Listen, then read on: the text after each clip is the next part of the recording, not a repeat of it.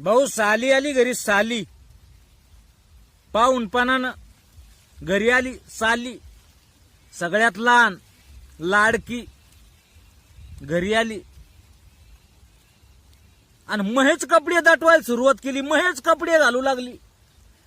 मा T shirt घाल, महीच jeans घाल, महीच नाईट पॅन्ट घाल, सगळं पार मळून टाकणं लावले, पार फाडून टाकणं लावले.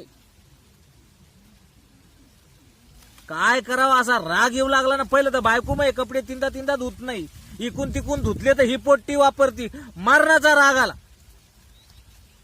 बायकोला बोलवली, इकडे ये. ही पोट्टी म्हणलं मग कपडे दटू राहिली, फाडू राहिली. जर का माझ्या चपक्यात तिचे कपडे पडले तर मी बी तसेच फाडीन. ती ऐकलं तिनं की दाजी काय म्हणून राहिलेत. कवाडाच्या आडून तिनं बंद ऐकलं की दाजी म्हणलेत की ही पोट्टी माझे कपडे फाडू राहिले, माया जर चपक्यात पडली तर मी बी जे कपडे फाडीन. हे तिनं ऐकलं आणि ती करकन आली. मा हात धरला, तिच्या बहिणीचा हात धरला आणि आम्हाला दोघा नवरा बायकोला बसवलं. आणि काय म्हणती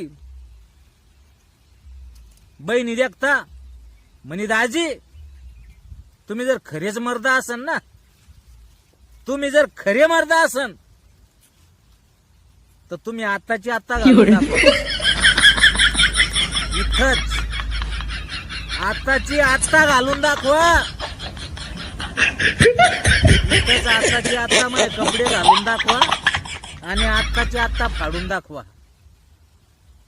तर म्हणीन खरा मर्द, तर म्हणीन म्हणे खरा मर्द. काय करू, कपडे घालून फाडायसाठी